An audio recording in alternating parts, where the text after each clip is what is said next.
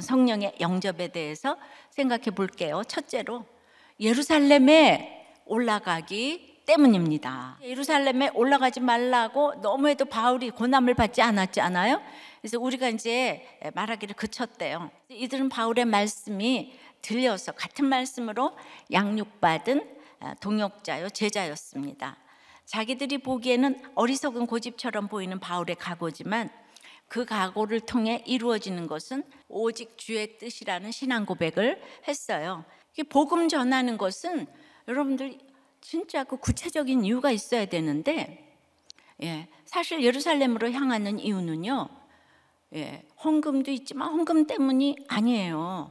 그들에게 헌금 때문만이라면 얼마든지 그 7교회, 아시아 7교회 대표 지도자들만 보내도 됩니다.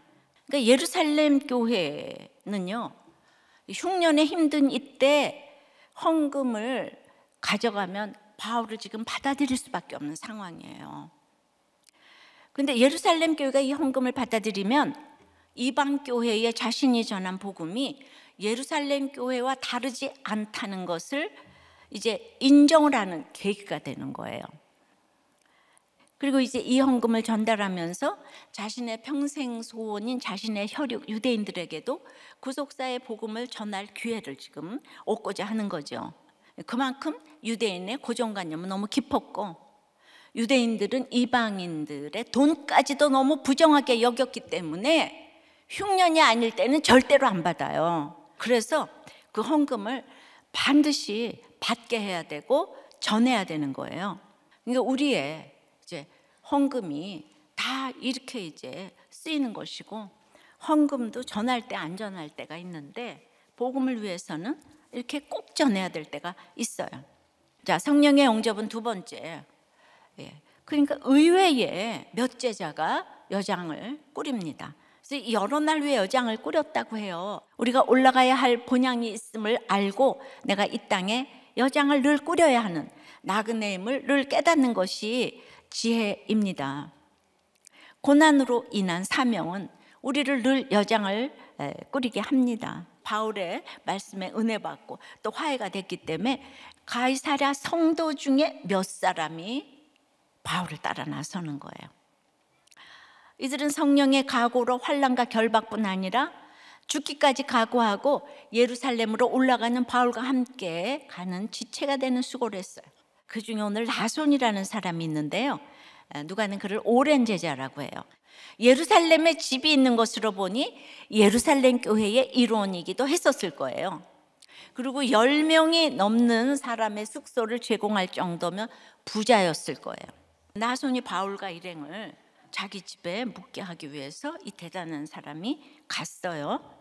그 예루살렘 교회 사정을 잘 아는 나손을 통해서 미리 듣고 기도하고 준비해야 돼요. 그런데 이제 뒤에를 보면은요, 일주일 후에 바울이 체포되었어요. 그러니까 다들 일주일일지 모르고 지금 떠났는데, 사흘 있었고 또 일주일 있었던 한 열흘 정도가 인생 최고의 결정이었죠. 내 자신보다 구원이 더 중요함이 인정이 되어야 구원 때문에 십자가 지고 앞장서는 한 사람을 볼 수 있는 것이고, 그 사람과 함께 갈 수 있는 것이고, 그 사람을 도울 수 있는 것입니다. 자, 세 번째는 이 땅의 질서를 인정해야 합니다. 성령의 영접을 위해서. 드디어 이제 예루살렘에 도착을 합니다. 바울이 예루살렘에 도착하니까 형제들이 기쁘게 영접합니다. 여기서 형제들은 나손의 집 식구들을 비롯해서 당연히 일부 헬라파 교인들이었죠. 그런데 예루살렘 교회 대표 중에 한 명도 영접을 안 나왔어요. 사도 직분을 받은 어떤 사도도 나왔다는 기록이 여기 없어요.